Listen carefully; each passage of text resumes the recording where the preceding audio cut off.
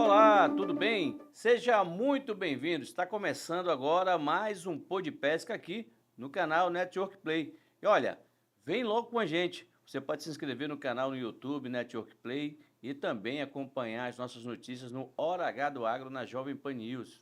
Então a gente faz essa parceria junto aqui no Network Play, que é o melhor canal de entretenimento. E você aqui também sabe não só sobre a pesca, a aquicultura, o agro, o negócio que acontece no campo da família amazonense e também nas águas do Amazonas, mas também sabe de todas as notícias. É muito fácil. Acompanhe no canal Network Play aí no YouTube. É só você baixar, se inscrever e nosso aplicativo também no Google Play e você pode baixar e acompanhar a gente com certeza todas as semanas. Bem, eu estou aqui hoje com um convidado bastante conhecido da parte, vamos dizer assim, técnica e intelectual. Não é uma pessoa tão politizada, política, mas tem um conhecimento que impressiona. Eu estou falando do meu amigo Márcio Bentes Lima, ele que é servidor público hoje, ocupa o cargo de secretário executivo da unidade de projetos, de educação e, consequentemente, já tem um longo currículo que se mistura um pouco com a pesca, com a agricultura e com o ambiente. Mas isso aí ele vai falar daqui a pouquinho. Eu estou falando do Márcio Bentes Lima, servidor público com 23 anos de atuação, formado em licenciatura plena em Ciências Biológicas na Faculdade do Tapajós, né? Ele é especialista em gestão pública com ênfase em agenda educacional e ambiental, com experiência em atuação nos estados do Amazonas e no Pará. Olha só, e tem destaques, né? Com destaques também nas áreas de mudança climática. Ele foi diretor de mudanças climáticas da área do município de Manaus, coordenação de educação em tempo integral do SET Seduc, e hoje ele ocupa o cargo de secretário executivo da UGP Padean. Bem-vindo, Márcio Bentes. Seja bem-vindo. Muito obrigado, Alessandro. Bem, vamos começar aqui nosso bate-papo hoje no Pô de Pesca, aqui no canal Network Play. Diz uma coisa, Márcio, eu começo com essa pergunta para todo mundo. Vamos lá, da onde o Márcio Bentes veio e como é que ele chegou, como é que foi, o que foi que aconteceu? Vamos lá, conta para mim. Vamos.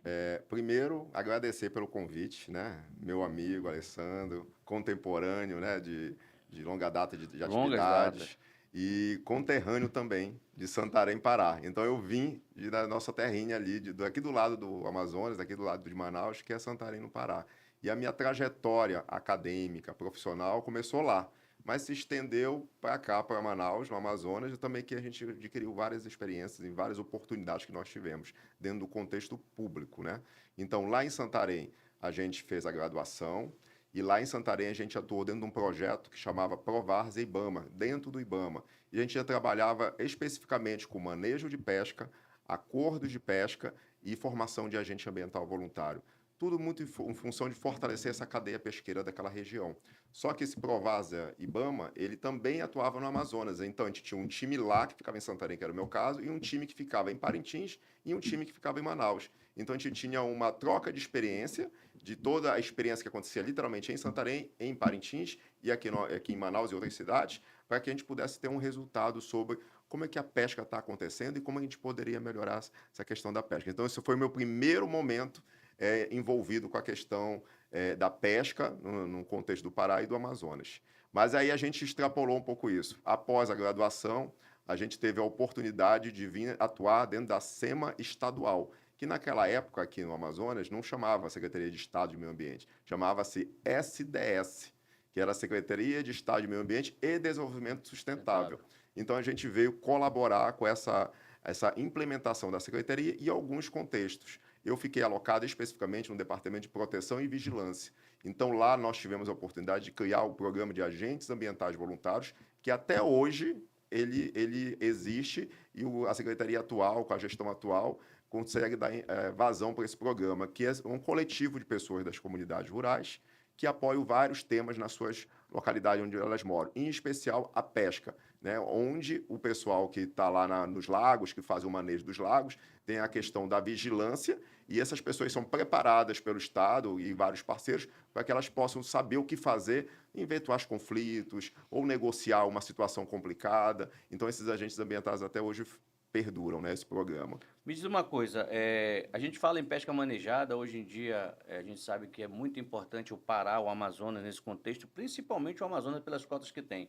Tu tem alguma experiência com relação assim mesmo de estar lá na ponta, na pesca manejada, com aquele pirarucu, Sim, pegando sim, aquele Alessandro. A boizão gostoso e gente, a tal? gente participou de um projeto piloto na época aqui no Amazonas, que chamava Proderan. Ele era executado dentro do CIAMA, que é a companhia que hoje atua aqui no estado ainda, uma secretaria do governo do estado, uma Ainda empresa existe pública. ama, assim, do É estado, empresa né? pública.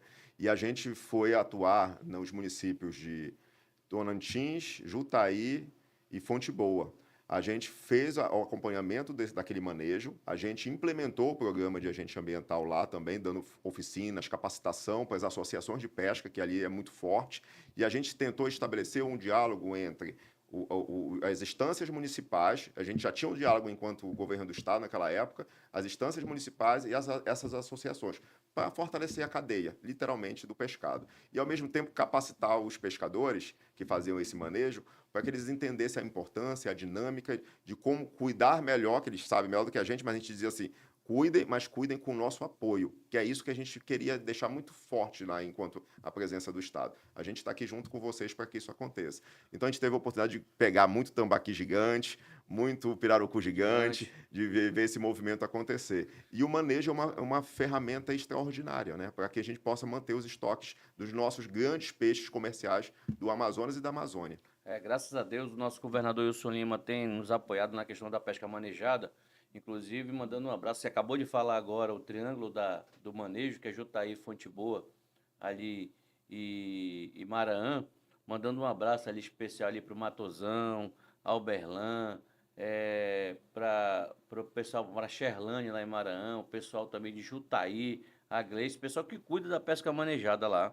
E, consequentemente, trabalha com essas cotas. Hoje o governo do estado existe, para quem não sabe, existe, na época do Márcio também já existia, mas aumentou hoje, existem cotas de pirarucu. O pirarucu ele não pode ser abatido, não pode ser pescado, ou seja, ele só pode ser manejado em lagos. Existe uma cota, cada lago ele tem uma quantidade de quilos, quantidade de unidades que podem ser tiradas e também, evidentemente, que em determinados momentos a gente tem uma subvenção por parte do estado no valor do pirarucu para contribuir para que saia num preço mais acessível esse pirarucu. Mas, Márcio, falando também só de pesca manejada, você já deu o seu exemplo de como você desenvolveu um projeto aqui em Manaus, ali no Triângulo do Manejo. Acordo de pesca, vamos lá. Quantos Volta, acordos de volta, pesca tem na costa aí? Voltando um pouquinho para a pesca, pesca manejada, uma coisa É, importante que eu vou falar. A técnica do manejo foi criada e desenvolvida e testada pelos próprios pescadores. Isso é muito importante. As organizações que apoiaram, sendo o governo, ou seja, das outras entidades que não sejam o governo, foi literalmente para colaborar, para melhorar a técnica. Porém, a técnica de contagem, a técnica do manejo do lago, de saber que aquilo está diminuindo e que precisa ter um período lá para que se possa ter a reprodução do peixe. Isso tudo é original das pessoas que moram lá, dos indígenas, dos comunitários, dos próprios comunidades, das populações tradicionais. tradicionais, né? As Isso é comunidades. importante. Aí, acordo de pesca, Alessandro, fez muito parte da minha formação acadêmica, Dá ainda trabalho, não dá, meu parceiro? muito, muito trabalho. A gente testou, mas muito orgulho também, porque Sim, esse instrumento de ordenamento pesqueiro ele foi testado em Santarém, literalmente, e aí ele extrapolou para a Amazônia. E o Amazonas se apropriou muito forte disso, porque enquanto projeto do IBAMA que a gente atuava, era exatamente para testar, implementar instrumentos para que virasse políticas públicas. E o Amazonas se pegou esse instrumento e incorporou na sua prática. Então, a gente fez muito acompanhamento de acordo de pesca. Eu, por exemplo, tive a oportunidade de viajar todo o Baixo Amazonas, fazendo monitoramento dos acordos e algumas elaborações de acordo, literalmente. E aqui no Amazonas, a gente acompanhou esse início do processo lá na SDS, quando tinha um setor de pesca, que aí você sabe muito melhor, né, do que eu, inclusive agora, liderando o tema pesca aqui no estado, que foi criado um setor lá dentro, depois saiu, depois foi para a CEPRO e agora está na sua gestão está aí. na CEPA. Na Na CEPA. verdade, nós temos hoje cerca de 342 acordos de pesca que são estudados hoje em todo o estado, Mas eu acho que eu até conversei contigo, tu falou que tu tinha feito, pelo menos, tinha trabalhado nos 10 ali, tu estava no meio do A bolo, gente já já tem uma acompanhou experiência, já bastante essa bastante, questão dos acordos de pesca, né? A e gente, tanto lá na questão do Pará, que testamos, implementamos, tem muita publicação sobre isso, inclusive, e aí trouxemos a metodologia para o Amazonas, que foi adaptada, e aqui está acontecendo. Você falou 300? de 42, 342, ó. É são o trabalhados resultado de um trabalho de 30 anos 30 anos atrás. atrás. 30 anos atrás, e a gente tem Alguns, agora. alguns acordos chegaram a seu final, hoje funcionam, outros acordos ainda estão em fase de tramitação, outros continuam emperrados, mas assim, vão se organizando, né? Evidentemente que há uma questão da sustentabilidade, é uma questão também que esbarra também uma transversalidade entre a CEPA, a SEMA e os órgãos públicos, né? Sempre tem ICMBio, E, IBAMA. e também, Alessandro, a gente teve uma experiência que está ali na região de Parintins e Juruti. A gente fez um acordo que era entre os dois estados naquela época. Então foi uma experiência riquíssima, né? Com um único lago que era utilizado pelos dois públicos, né?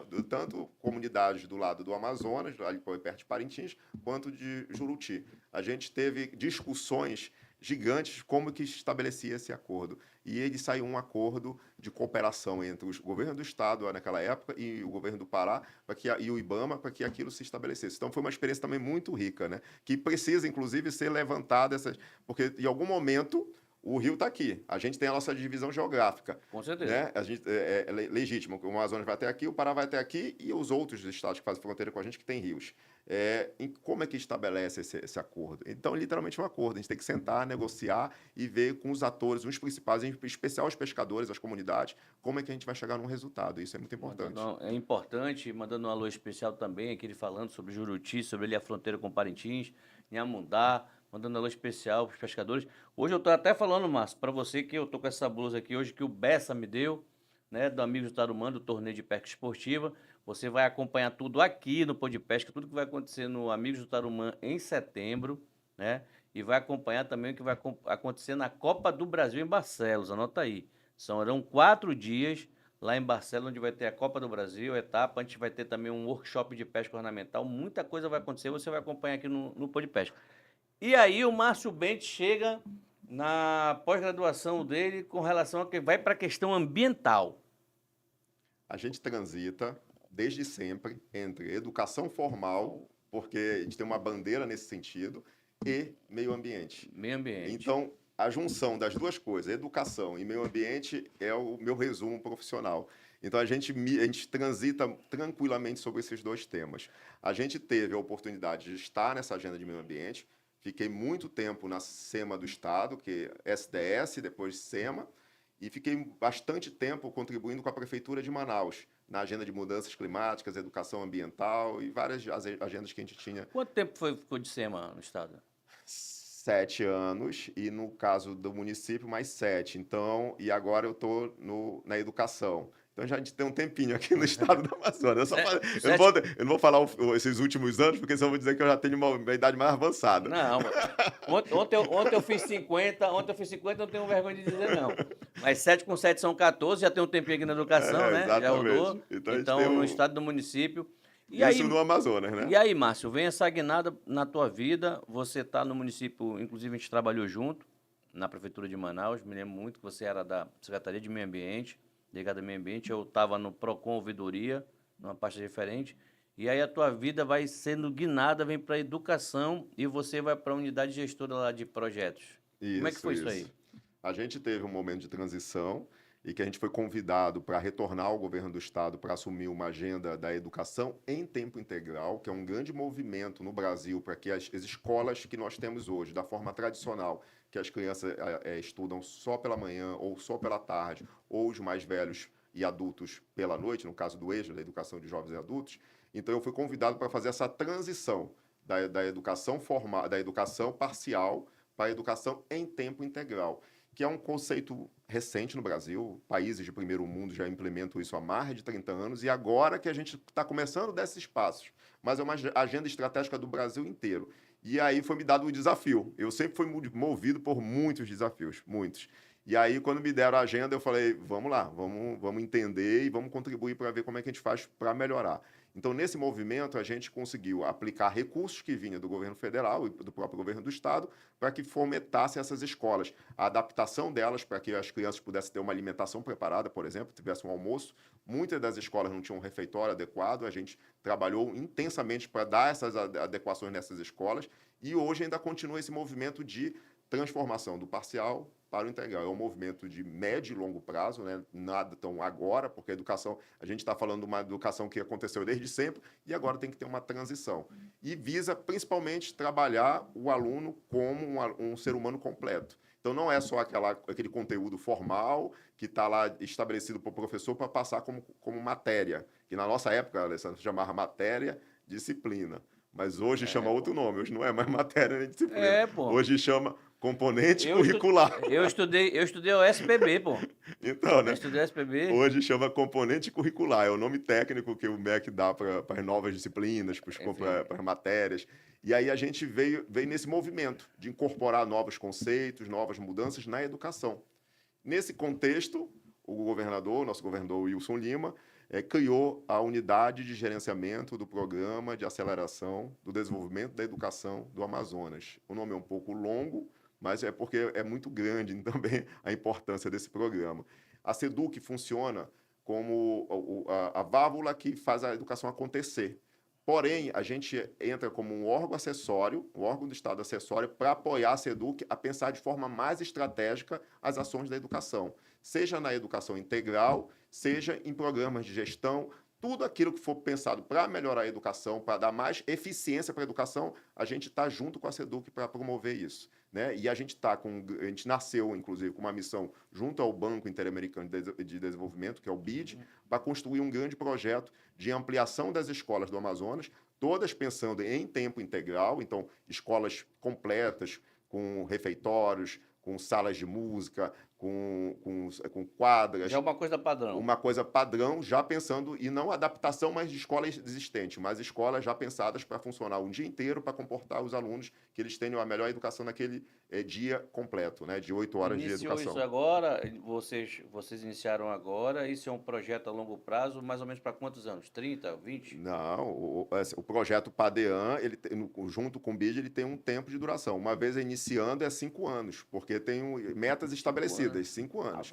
Tem metas estabelecidas. Então, o que a gente acordar agora, daqui a 5 anos tem que ser cumprido. Seja na construção das novas escolas, que no caso do projeto a gente tem 22 novas escolas sendo pensadas, e a gente tem novidade nessas novas escolas, porque como a gente tem essa habilidade, e é uma emergência hoje da atualidade, de área rural, questão de meio ambiente, os cenários estabelecidos econômicos nessas áreas do Amazonas, que tem essas grandes necessidades de entender e de se desenvolver economicamente, a gente está pensando em escolas da floresta e escolas indígenas, que são escolas já pensadas num formato diferente para que possa atender essa necessidade do nosso beiradão, lá, dos nossos ribeirinhos, nossos indígenas, e é onde a gente vai pensar, preparar desde agora as crianças, os adolescentes, os futuros profissionais daquela região, naquele contexto que é dela, naquele contexto que faz sentido para eles ali, e para que eles tenham oportunidade e não precisem sair das suas áreas para vir aqui para Manaus ou para ir para outro lugar. Então, a gente está criando condições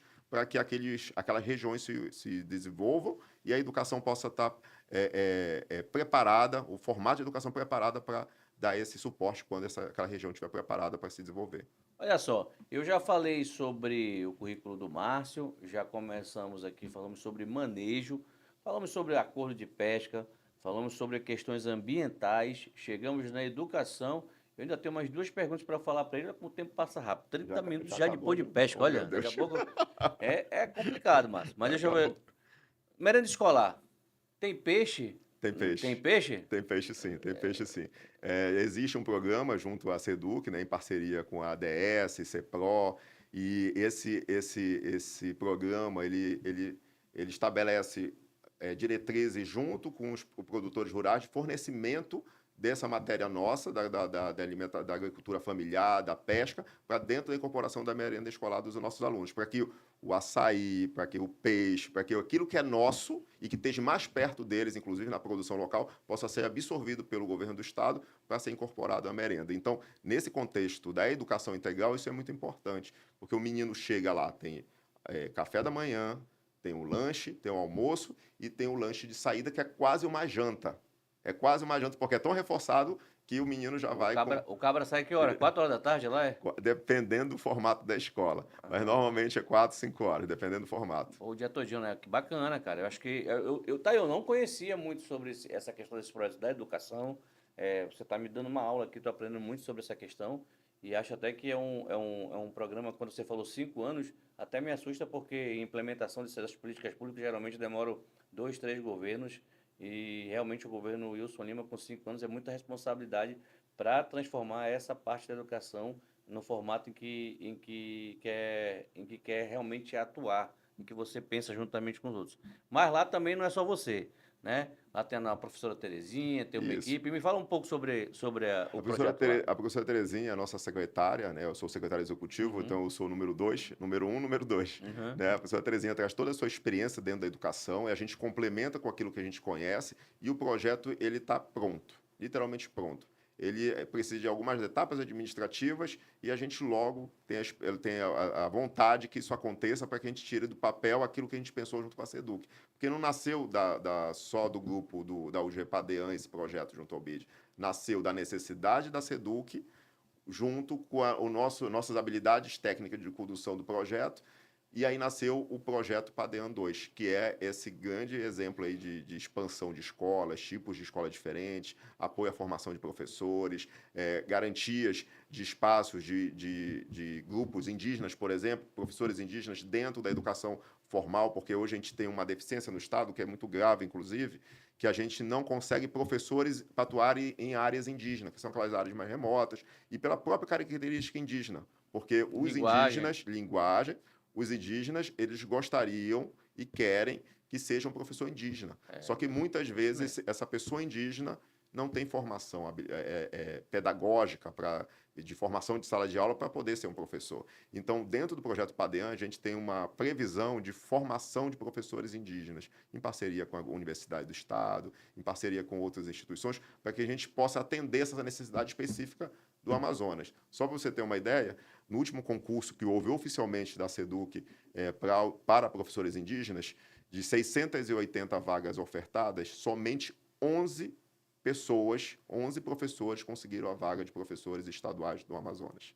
Meu Então, Deus. isso tem vários motivos e o Padean vem para tentar diminuir essa defasagem que existe hoje de professores É indígenas. importante, né? Isso eu acho que é uma política muito importante com relação à questão da educação, a política indígena, a gente sabe. E realmente nós temos que respeitar algumas coisas que são complexas com relação à questão dos indígenas. Por exemplo, eu mesmo estive em Atalaia, né? E quando nós chegamos lá em Atalaia para visitar uma área indígena, eles já perguntaram logo se era para a gente instalar alguma igreja, alguma coisa com relação à questão de religião, até porque eles não aceitam também a questão de religião em algumas comunidades não aceitam a questão da religião, ou seja, a igreja, nem católica, nem evangélica, nenhum tipo de religião dentro das áreas indígenas, como também, ó, como o Márcio falou aqui com relação à questão da educação, exigência de professores na língua deles, claro, para poder aprender e disciplinar e continuar o legado de geração em geração. Márcio, educação, pesca, aquicultura, ambiental, tem alguma coisa a ver ou não tem nada a ver? Tem tudo a ver, uma coisa complementa a outra, Alessandro.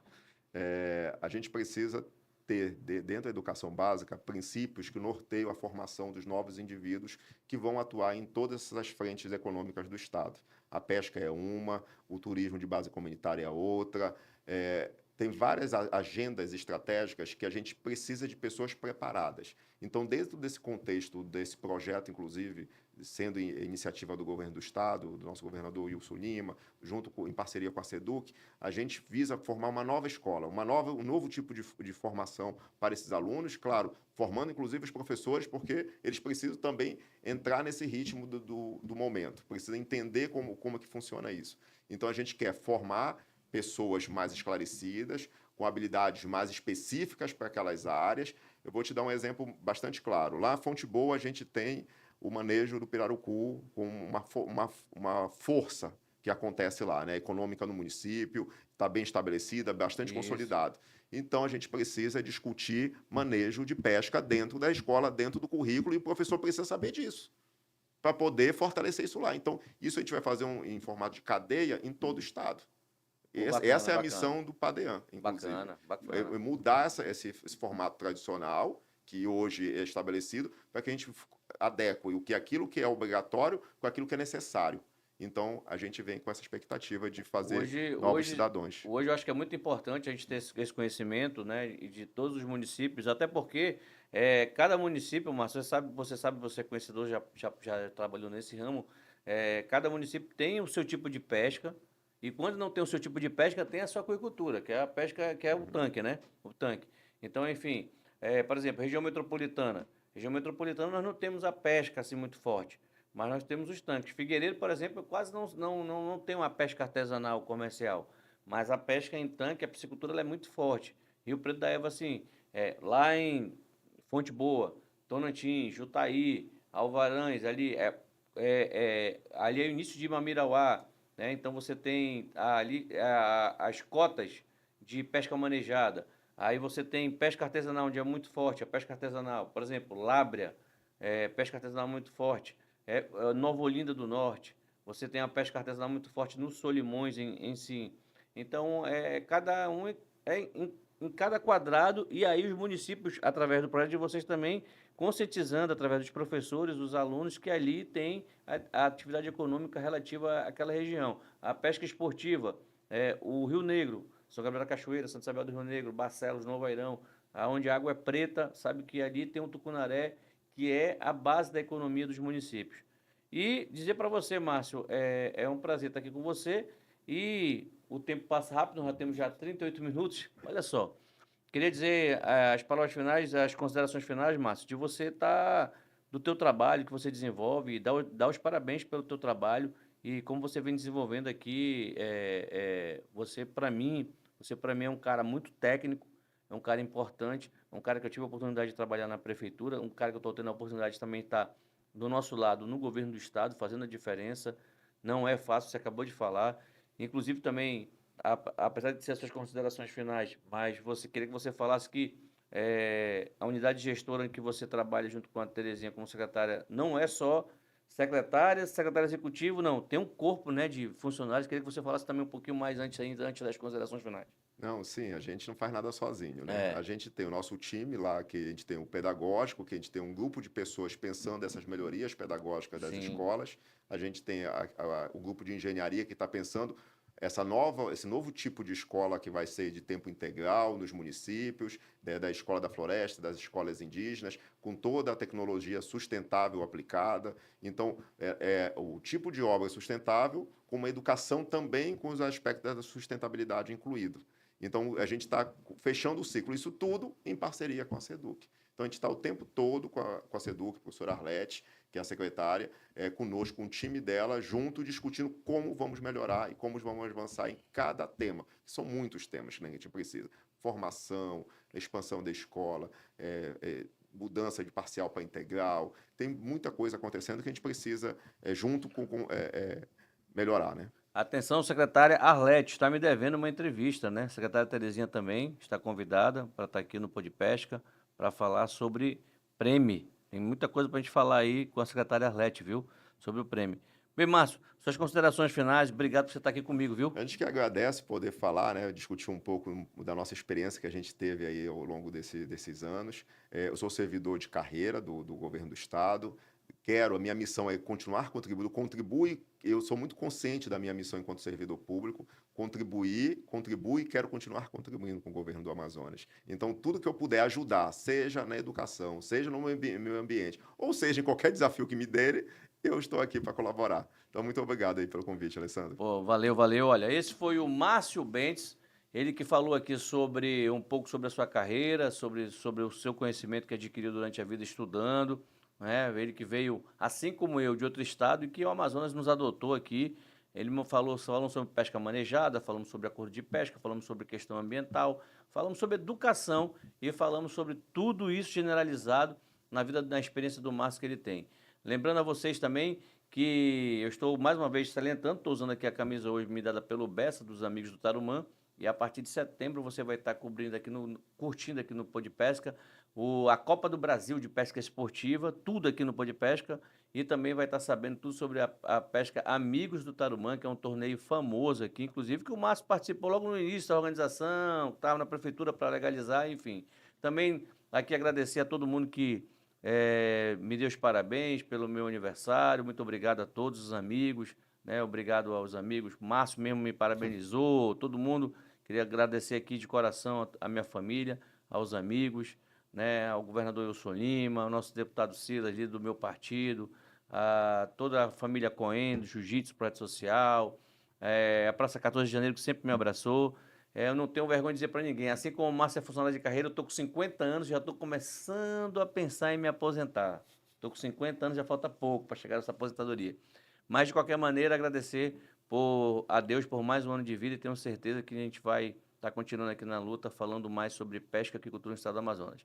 Bem, eu sou Alessandro Cohen, esse é o Pô de Pesca. Semana que vem temos uma nova entrevista e você com certeza acompanha a gente aqui no canal da Network Play. Atenção, te inscreve lá no YouTube e acompanha o nosso Pô de Pesca, que está muito legal. Pô de Pesca agora, sucesso, hein? Eu conto com você na outra semana. Vamos lá, tamo junto.